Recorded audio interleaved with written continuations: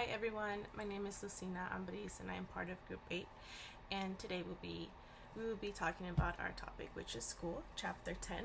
So I'm going to go ahead and get us started. I unfortunately was unable to attend school today because of work related issues, but this is my part of the presentation, so I'm going to go ahead and get us started with school. I'm going to start talking about the history of secondary school, how it started and how it's going. So, to begin, secondary school is now more commonly known as high school. So, secondary school is the same thing as high school. And up until about a century ago, attending school after the age of 12 was not mandatory. So, just primary school was it, and anything after that was not mandatory at all. And this was because families needed their teens to begin working and to contribute to their household economically. So that's why it wasn't common, like secondary school was not a thing. But during the age of adolescence, which is 1890 through about 1920, states began to pass laws that required teens to attend school up until the age of 17, and that's what became high school or secondary school, which was how it was known back then. Because of this, school attendance increased by at least 30%, and by 1970, 90% of all adolescents in the U.S. were attending school. And this also became very relevant in other countries, other Western countries, where now it became a law that students had to go to school. But even now in other developing countries, even now in our time today, some adolescents still don't have to attend school. It's not a rule. It's not a law in developing countries. And because education in those countries is mostly for urban middle class people who can afford it, but a lot can't.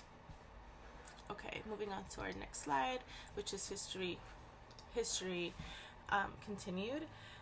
Not only has attendance to school changed dramatically in the past century, but the type of education has changed a lot too.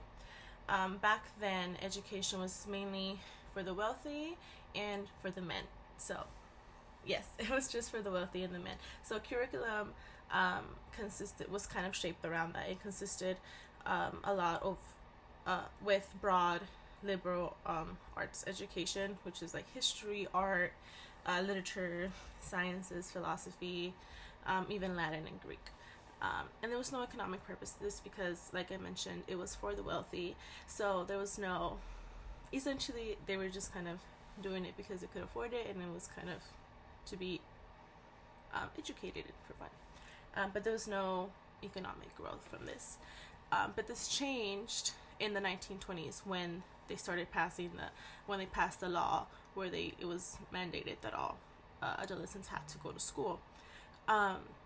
So in the 1920s, the U.S. began to see a lot more immigration and immigrant students coming to the U.S. And so because that was the law, those students had to attend school as well. So the educational reform began to design curriculums that taught work and citizenship to these larger diverse groups. So in a sense, schools began to Americanize students and teach them how to be a U.S. citizen and how to work and things like that. So yes, and then that's what happened. And then later, I have my notes here, and later in the mid 20th century, so like 1950s and such, high schools or secondary schools started becoming more of what we see today, of what we know that high schools are, which is, class periods, lunch, you have a couple classes a day, extracurricular activities, and that's when extracurricular activities were introduced. Yes, they were introduced and they became available, like art, music, health, PE, things like that became a thing until 1950 and on. So, yes. Also, we learned that schools are funded and controlled by states and cities, and this means that most schools have similar curriculum rules and requirements. So most schools in the U.S., if not I don't want to say all, but a lot of schools in the U.S. that are controlled by the state and the cities have the same or amongst the same curriculum where if they require students to have X amount of units or X amount of credits to pass, a certain grade level, X amount of extracurricular activities, you have to be part of a club, things like that.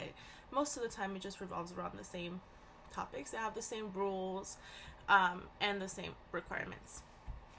So now that was that, and now let's talk about secondary education around the world.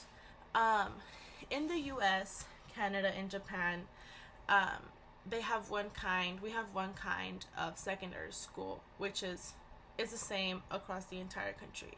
So which is high school, and it's like previously mentioned, they're controlled by states and cities where everything is essentially the same thing. We all learn about the same things. Now or later, eventually we learn about the same topics, graduate on the same things. Requirements might be a little bit different based on state, but essentially it's all the same thing. So yeah, countries like the US, Canada, and Japan is what we learned, what I got from our book, from our chapter. And this compares to most European countries that have 2 to 3, well, they have 3, but some other countries adopt only 2 types of secondary school, which are college preparatory, vocational school, and professional school. So college preparatory is the same thing as high school, but the only difference is that they do not introduce extracurricular activities like art and music. They don't incorporate that into their preparatory school. So it's essentially high school without the extracurriculum. So it's just math, science, English, history, things like that. And there's a set of rules and requirements that you have to go through to be able to pass.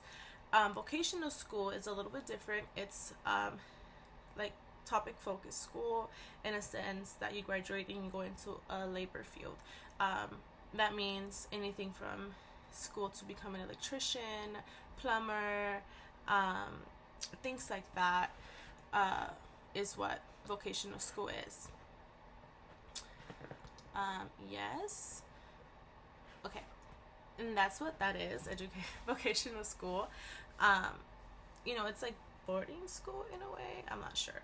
And the third one is professional school. And professional school is like, it's like focused on one subject, like art and music. It's a lot more focused and it's teacher driven. So it's essentially like one-on-one.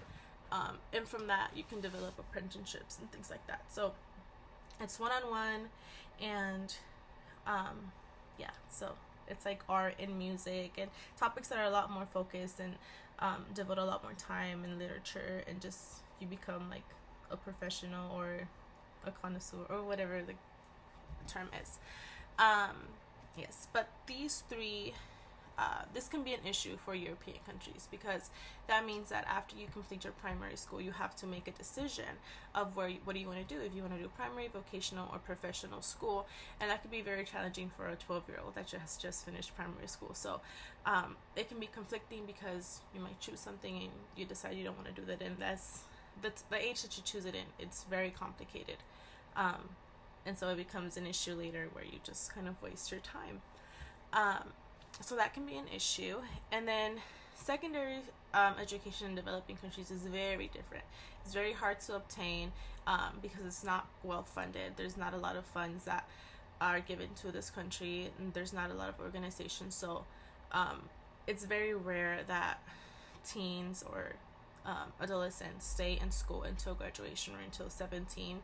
They have to get to work or do something else. So essentially they're kind of living in our past. And the conditions of the schools are very poor. There's images in our textbook of Africa and even China, countries that they essentially, the classroom is just a room, no chairs, no anything like that. So it does get very difficult. But that does conclude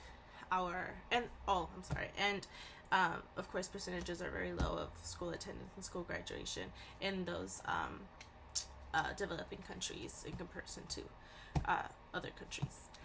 Okay, so that concludes my part of the presentation. I hope you guys enjoyed it, and our team, the rest of my team, is going to continue to finish up this presentation for you. Thank you so much, and I think we're going to end this presentation with the Kahoot at the end. So thank you for sticking around, and bye. Thank you.